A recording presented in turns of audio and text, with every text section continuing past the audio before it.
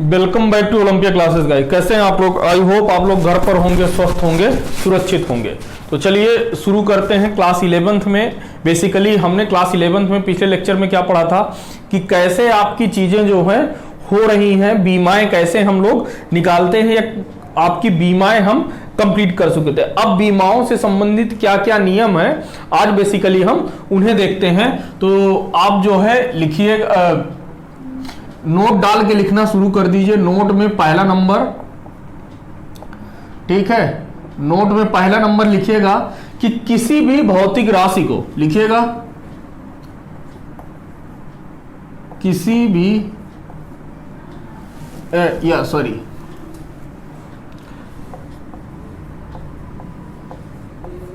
किन्हीं भी दो या दो से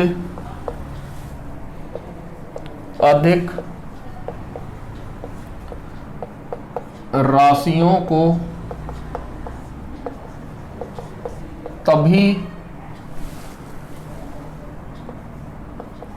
तभी जोड़ा या घटाया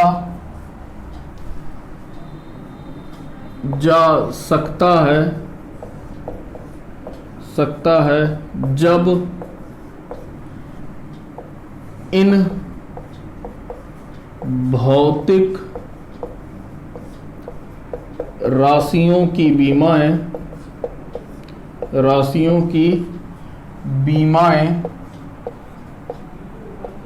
बीमाएं समान हो। कैसी हो?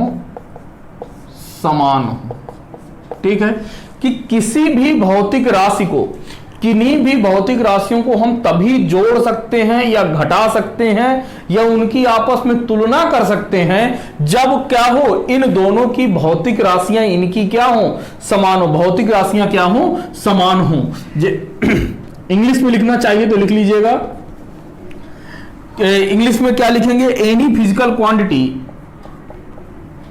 Any physical quantity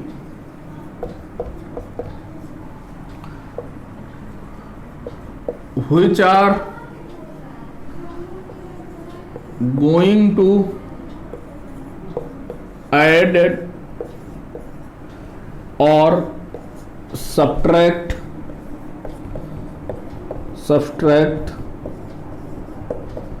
they must have same dimensions। ठीक है, क्या कह रहा है कि आपकी कोई भी दो फिजिकल क्वांटिटी है, दो है, तीन है, उनको तभी जोड़ या घटा सकते हैं जब क्या हो, उनकी क्या हो, डायमेंशन क्या हो, सेम हो। एग्जाम्पल देखो, तो यदि ए कोई एक भौतिक राशि है और कोई एक बी है, तो ये ए माइनस का बी है या ए बराबर बी है, तो ये तब होगा जब इनकी बीमाएं क्या हो, समान हो। बीमाएं क्या हो, समान हो। तो लिखिएगा ए की बीमा बराबर क्या होगी, ए की बीमा बराबर बी की बीमा होगी। मतलब इनकी बीमाएं क्या होंगी, समान होंगी, तभी हम इनको जोड़ सकते हैं। जैसे आप यदि देखो तो b बराबर क्या होता है, b बराबर u प्लस का at, गति का समीकरण नंबर। ठीक है, गति का पहला समीकरण नंबर क्या है, गति का पहला समीकरण क्या है, b बराबर u प्लस का at, जहां पर b क्या है, अंतिम वेग, b क्या है, अंतिम वेग, u क्या है, प्रारंभिक वेग, a क्या है, त्वरण, और t क्या है, आपका समय है। तो यदि यहां से देखो तो b की बीमा हम देखते हैं। देखो आपको क्या पता है कि जो b क्या है, ये आपकी वेग की बीमा है, v क्या है, अंतिम वेग है ना। तो v की बीमा यदि लिखें तो v की बीमा बराबर क्या हो जाएगा, v की डायमेंशन ऑफ v कितना हो जाएगा, LT-1। क्या हो जाएगा, LT-1। ठीक है, u की बीमा क्या है, u भी क्या है, आपका प्रारंभिक वेग है, तो अतः इसकी भी बीमा कितनी हो जाएगी, इसकी भी बीमा क्या हो जाएगी, LT-1। ठीक है, क्योंकि ये भी क्या है, वेग है। अच्छा ए क्या है, ए की बीमा क्या है, ए की बीमा, ए क्या है आपका त्वरण है, तो ए की बीमा कितनी हो जाएगी, LT minus two, LT minus two, ये आपको पता है। और टी की जो बीमा हो जाएगी, टी की बीमा, टी क्या है यहाँ पर, समय है, तो समय की बीमा क्या होती है, समय की बीमा आपकी टी होती है। तो यदि देखो तो v बराबर हम क्या लिख रहे हैं, u प्लस का AT, तो v का वैल्यू कितनी है, v के जो बीमा है वो कितनी है, LT माइनस 1, और ये इधर से क्या है, ये LT माइनस 1 प्लस इसकी जगह a की बीमा क्या है, LT माइनस 2, और ये इंटू टी, तो ये कितना हो जाएगा, ये भी हो जाएगा LT minus 1 is equal to LT minus 1 plus का ये कितना हो जाएगा, t आपस में मल्टीप्लाई होगा तो ये कितना हो जाएगा, LT माइनस 1। तो ये देखो, तो ये जो आपस में ऐड हो रही हैं तो इन दोनों की बीमाएं क्या है, बराबर है। अब देखो जब तुलना कर रहे हैं तो इधर की बीमा और इधर की बीमा क्या है, बराबर है, ठीक है। अच्छा यहां पर जोड़ के आप ये दो मत कर दीजिएगा 2LT माइनस 1, नहीं ऐसा नहीं है, ये मैंने बीमाएं हैं लिखी हैं, ठीक है, बात समझ में आ रही है। तो किन्हीं भी दो भौतिक राशियों को तभी जोड़ा या घटाया जा सकता है जब उनकी डायमेंशन यानी कि बीमाएं क्या हो, सेम हो। उतारिए इसे, ये पहली नोट हो गया, उतारिए इसे। चलिए अब अगला लिखिएगा कि यदि किन्हीं भौतिक राशियों को गुणा करना हो या भाग करना हो तो उनकी बीमाएं अलग अलग हो सकती हैं। बराबर हैं तो भी कोई दिक्कत नहीं है, अलग अलग होंगी तो भी कोई दिक्कत नहीं है। तो लिखिएगा किन्हीं भी भौतिक राशियों को यदि गुणा करना हो या भाग करना हो तो इनकी बीमाएं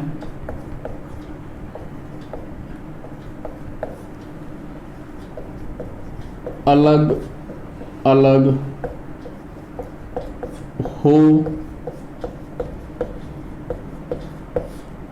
सकती हैं, ठीक है। किन्हीं भी बीमाएं अलग अलग हो सकती हैं, या इंग्लिश में आप लिख सकते हैं कि if physical quantity are multiplied or divided with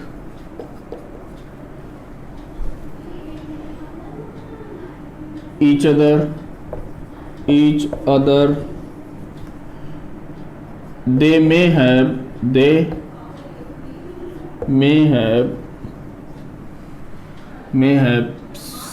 same dimensions or may not be same,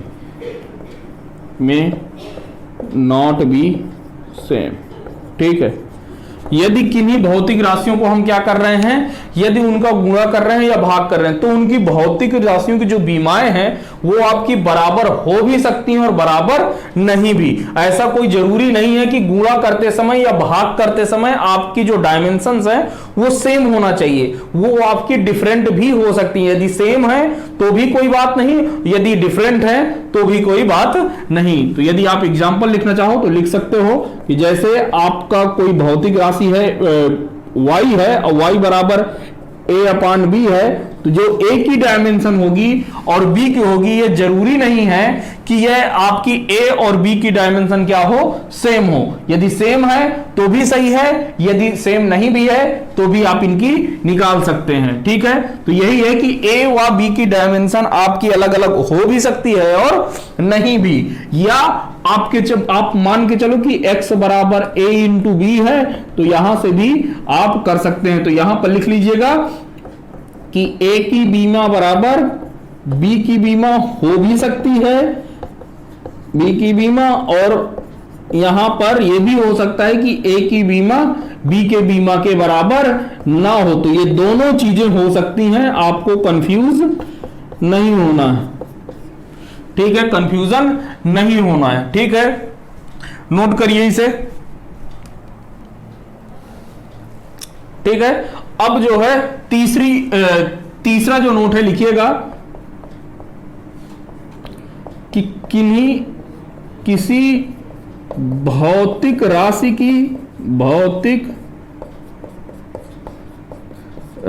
की बीमाएं, किसी भौतिक राशि की बीमाएं मात्रक पद्धति पर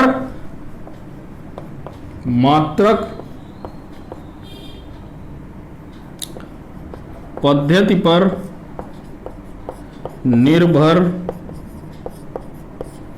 नहीं करती हैं।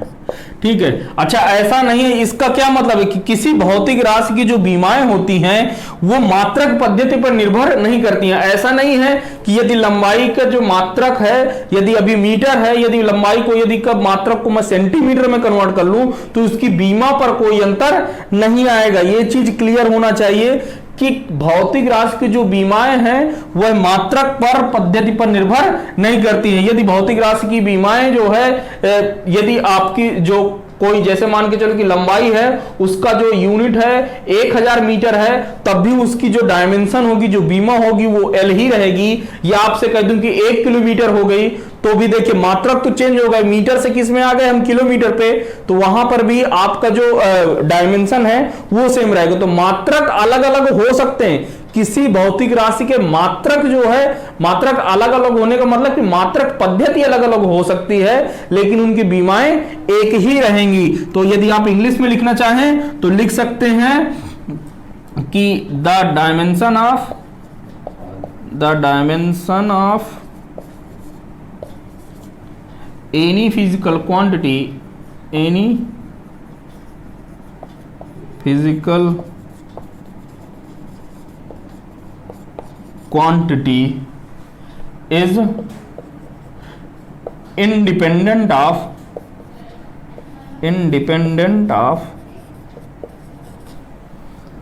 unit system।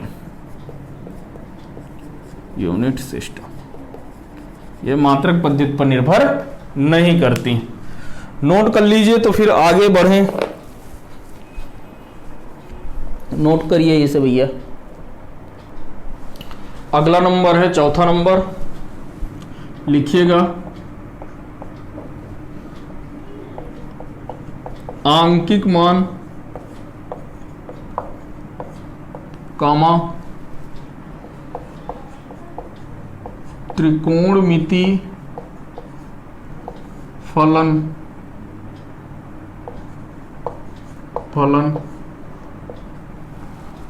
लघु गुणक फलन। लघु गुणक फलन को क्या कहते हैं, लॉग फंक्शन। ठीक है, आंकिक मान, त्रिकोणमिति फंक्शन, लघु गुणक फंक्शन और एक्सपोनेंशियल टर्म। एक्सपोनेंशियल का मतलब यार मुझे नहीं पता, जो ई की पावर में होता है। तो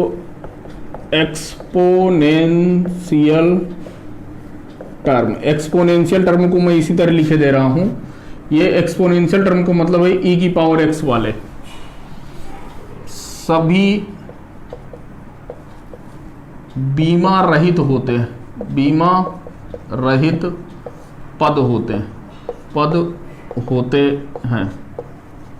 देखिए इसका क्या मतलब है कि आपका कोई आंकिक मान है, या त्रिकोणमिति फलन है जैसे साइन थीटा कॉस थीटा ये सब, और लघुगुणक फंक्शन मतलब कोई लॉग के रूप में लिखा हुआ है या एक्सपोनेंशियल टर्म के रूप में लिखा हुआ है, तो इनकी कोई भी बीमाएं नहीं रहती हैं। ये चीज क्लियर होनी चाहिए, क्लियर एंड कट। क्या होना है कि आंकिक मान, त्रिकोणमिति फलन, लघुगुणक फंक्शन मतलब लॉग वाले और एक्सपोनेंशियल टर्म, तो ये सभी क्या है, बीमा रहित होते हैं। यदि आप इंग्लिश में लिखना चाहो तो लिख सकते हो। इंग्लिश में क्या लिखोगे, any numerical value, any numerical value, mathematical constant, mathematical constant, trigonometry function, trigonometry function, comma logarithmic function, logarithmic function and exponential term, exponential term are dimensionless, dimensionless, इनकी कोई भी बीमाएं नहीं होती हैं। जैसे एग्जाम्पल देखो, यदि कहीं पर लिखा हुआ है, कोई गिनती लिखी हुई है 1 2 3, ये सब, इनकी कोई बीमाएं नहीं होती हैं। ठीक है। दूसरा आपका साइन थीटा कॉस थीटा दिया हो, sine theta cos theta, tan theta, cot theta, ठीक है, सेक थीटा, कॉसेक थीटा, ये सब यदि दिए हुए हों, ठीक है, तो ये लॉगरिथमिक फंक्शन, जैसे कि कोई लॉग में दिया है, लॉग एक्स दिया है, लॉग वाई बाई एक्स दिया है, तो इनकी कोई बीमाएं नहीं होती हैं। यदि कोई e की पावर x दिया है या e की पावर माइनस x दिया है, तो इनकी कोई भी बीमाएं नहीं होंगी। ये सब क्या है, बीमा रहित हैं, बीमा रहित हैं। ठीक है, या डायमेंशन लेस हैं, डायमेंशन लेस हैं। ठीक है। एक चीज और देखो कि यदि कहीं पर लिखा हुआ है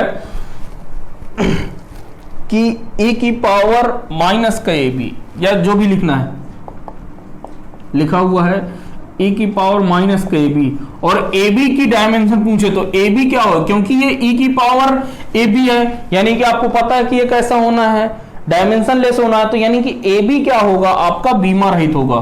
तो ab आपका क्या होगा, बीमा रहित होगा, डायमेंशन लेस होगा, बीमा रहित होगा। अच्छा, बीमा रहित का क्या मतलब है यहां से, कि जो ए की बीमा रहेगी, ए की बीमा जो रहेगी वो आपकी 1/b की बीमा रहेगी, 1/b की बीमा के बराबर होगी। तो यही, इसी से जब ये ऊपर जाएगा तो निगेटिव में आ जाएगा, तो ये दोनों आपस में जुड़ के क्या हो जाएंगे, अलग अलग कैंसिल आउट हो जाएंगे। तो यहां पर घाते क्या हो जाएगी, शून्य हो जाएगी या 1 आ जाएगी। ठीक है, तो इस वजह से इनकी कोई भी बीमाएं नहीं रहेंगी। जैसे मान के चलो कि इसकी बीमा कितनी है, ए की बीमा है, मान के चलो कि LT-2 है, तो जो B की बीमा होगी वो B की बीमा क्या होगी, L-1T+2।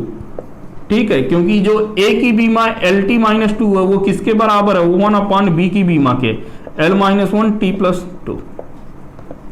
ठीक है, ये इसके बराबर रहेगी, तभी ये आपस में क्या हो जाएंगे, कैंसिल हो जाएंगे। तो ये इस तरीके से। ठीक है, नोट करिए, फिर आगे बढ़ें भैया हम लोग, नोट करिए।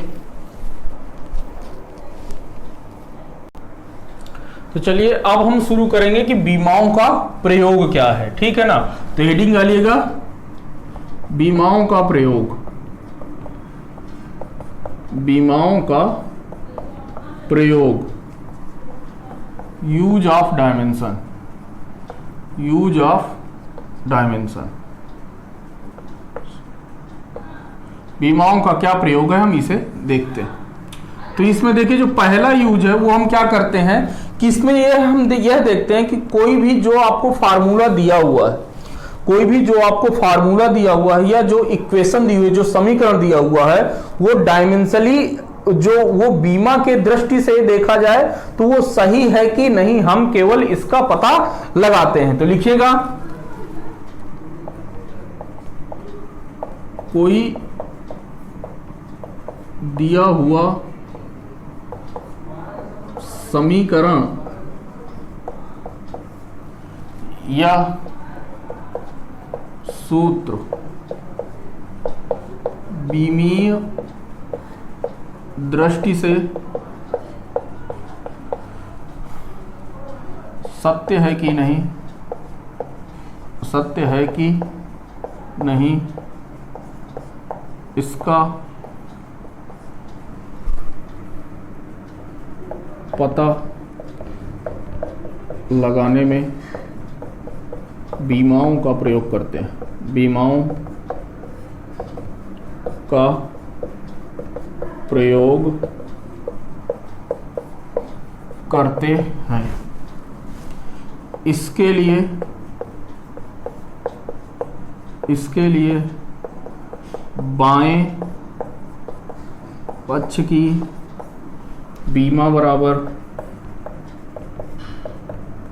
बीमा दाएं पक्ष की बीमा के बराबर होना चाहिए। दाएं पक्ष की बीमा के बराबर होना चाहिए।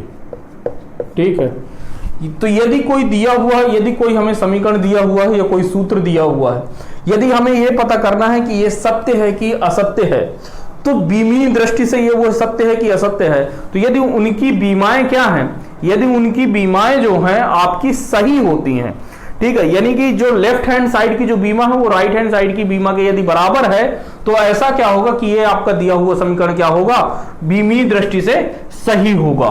ठीक है, तो लिखिएगा इंग्लिश में, for the proof of any equation और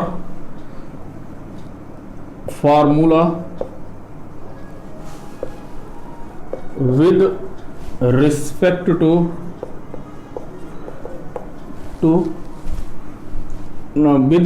to dimensionally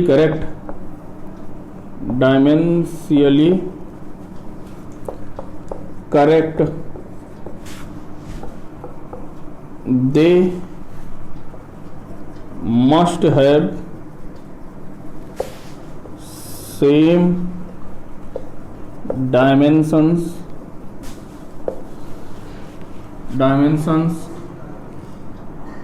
on LHS and RHS।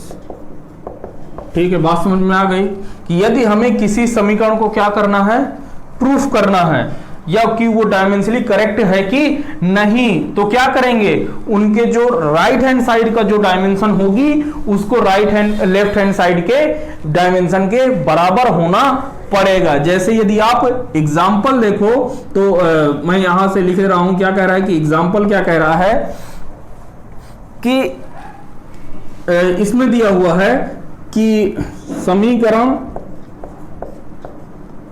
s बराबर ut प्लस का हाफ at स्क्वायर है। बताइए कि समीकरण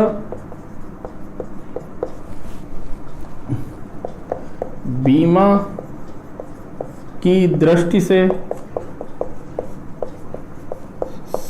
सत्य है या असत्य, या असत्य।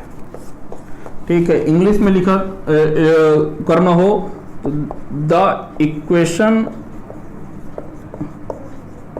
ऑफ मोशन इज s बराबर ut प्लस का half at square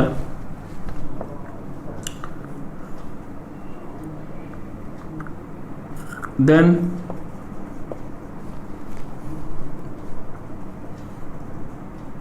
then prove that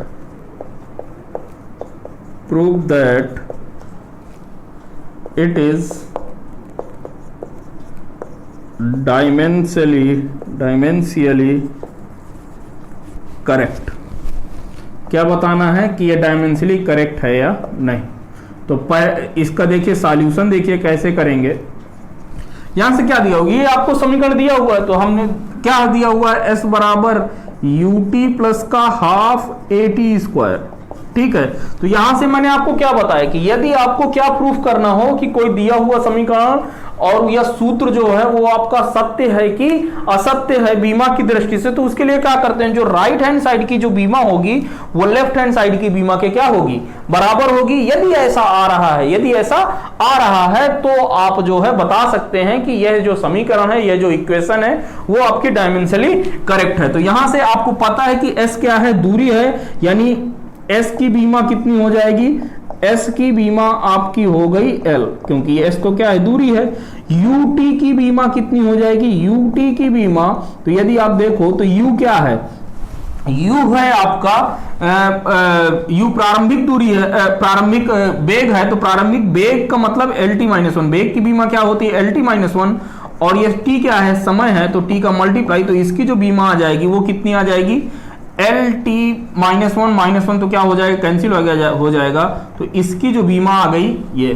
ठीक है, फिर अब देख लेते हैं कि एटी स्क्वायर की बीमा, एटी स्क्वायर की बीमा की यदि बात करो आप, तो देखो तो यहां से ये क्या हो रहा है, एटी स्क्वायर की जो बीमा है, ए क्या होता है, ए जो है आपका क्या है, ए आपका त्वरण की बीमा क्या होती है, एल टी माइनस टू, और यहां पर टी स्क्वायर है मतलब टी का स्क्वायर, तो इसकी भी जो बीमा आ जाएगी वो कितना आ जाएगा, एल आ जाएगा। तो यदि आप अब समीकरण लिखोगे एस बराबर यूटी प्लस का हाफ एटी स्क्वायर, तो यहां से आप देखो तो मैं इसको एक नंबर दिए दे रहा हूं, ये आपका 2 नंबर है और ये 3 नंबर, तो एक की बीमा यानी एक की बीमा दूसरे की बीमा और तीसरे की बीमा क्या है, बराबर है, और यहां की ये जो बीमा है, इन दोनों की बीमा, तो इन दोनों की जो बीमा है वो कितनी है, एल है, और इधर की भी बीमा कितनी है, एस की बीमा एल है, यूटी की बीमा एल है, और हाफ एटी स्क्वायर की भी बीमा कितनी है, एल है। तो अतः यह समीकरण क्या है, डायमेंशनली करेक्ट है। क्यों, क्योंकि जो राइट हैंड साइड की जो बीमा है वो लेफ्ट हैंड साइड के बराबर है, इस वजह से यह समीकरण क्या है, डायमेंशनली करेक्ट है। नोट कर लिया हो तो एक मैं और लिख देता हूं, नोट कर लिया, पॉज करके नोट कर लीजिए, फिर हम इसे हटा देते हैं। ठीक है, पॉज करके आपने नोट कर लिया होगा, हटा दिया मैंने। एक आपको क्या लिखना है कि गणितीय रूप से कोई समीकरण आपका सत्य नहीं हो सकता। ठीक है, कि यदि कोई आपका जो समीकरण है, यदि जो कोई फार्मूला है या जो आपके पास कोई समीकरण दिया हुआ है वो आपका डायमेंशनली रूप से करेक्ट तो हो सकता है लेकिन मैथमेटिकल रूप से गलत हो सकता है। तो नोट डाल के जरूर लिख लीजिएगा कि क्या लिखोगे, कोई समीकरण या सूत्र बीमीय दृष्टि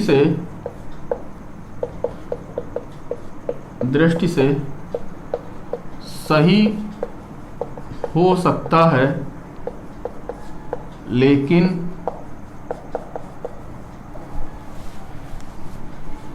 सही होगा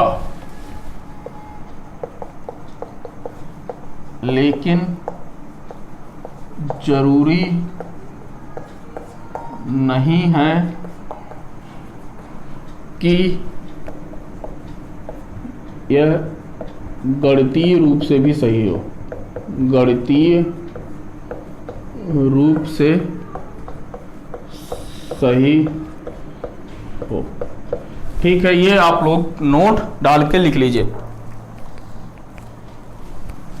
तो आप यदि इंग्लिश में लिखना चाहें तो लिख सकते हैं कि एनी फार्मूला और इक्वेशन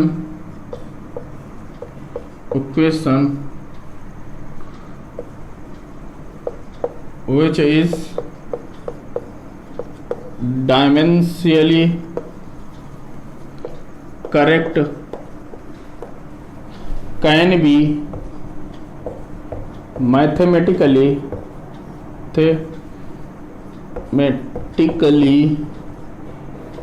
wrong।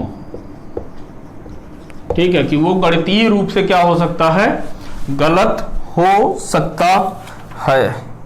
क्लियर है। एक फार्मूला और करेंगे।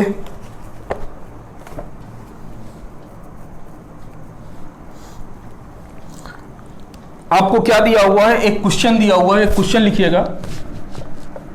ये क्वेश्चन को मैं इंग्लिश में ही लिख दे रहा हूं, तो आप लोग नोट कर लीजिए। For capacitor the energy density U बराबर half epsilon not E square, ये दिया हुआ है, ये आपको इक्वेशन दिया हुआ है। Where E is the electric field intensity, then prove that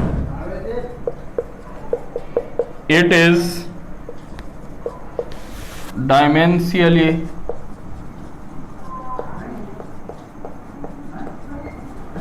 correct.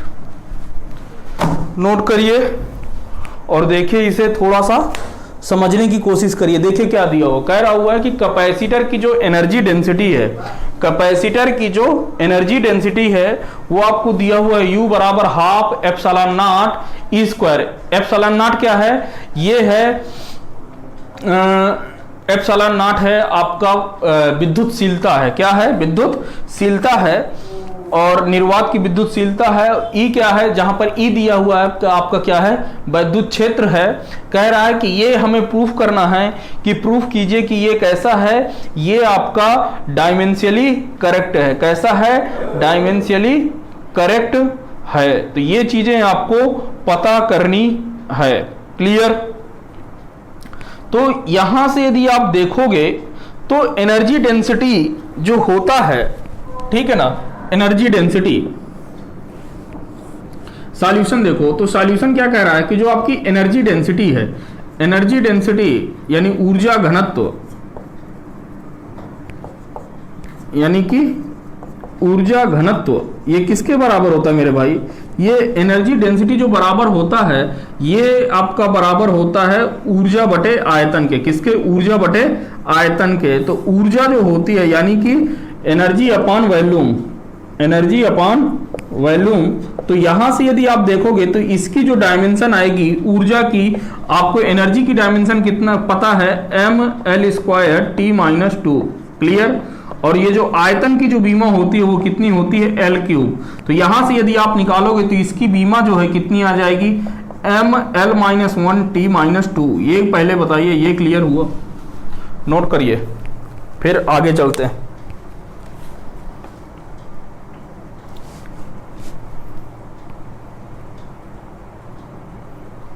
Clear हो गया। चलिए,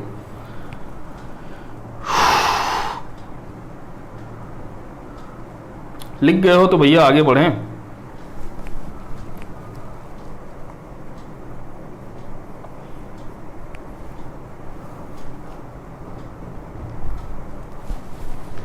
हो गया, चलो लिख गया, इसको हटा रहा हूं मैं। ठीक है, तो आप U की एक तरफ की डायमेंशन हमारी लेफ्ट हैंड साइड की डायमेंशन आ गई, लिख गया, हटा रहा हूं।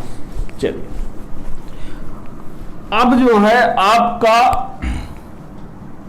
1/2 एप्सिलॉन नॉट ई स्क्वायर। तो आपको पता है कि वैद्युत क्षेत्र बराबर, देखिएगा अभी आपको सब पता चल जाएगा। वैद्युत क्षेत्र बराबर क्या होता है, वैद्युत क्षेत्र बराबर होता है V/D। V क्या है, विभव बटे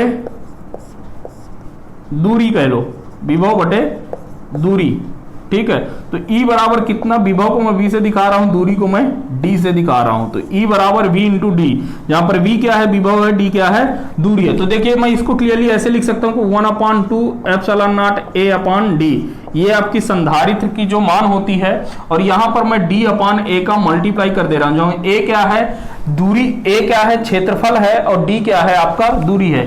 A अपॉन डी का मैंने ऊपर नीचे मल्टीप्लाई कर, A अपॉन डी का मैंने मल्टीप्लाई किया, तो यहां पर, और यहां पर मैंने D अपॉन A का कर दिया, और ये जो है E का स्क्वायर, तो E का स्क्वायर की जगह पे कितना हो जाएगा, V square upon D square, V square upon D square. ये क्लियरली आपको पता होना चाहिए, ठीक है।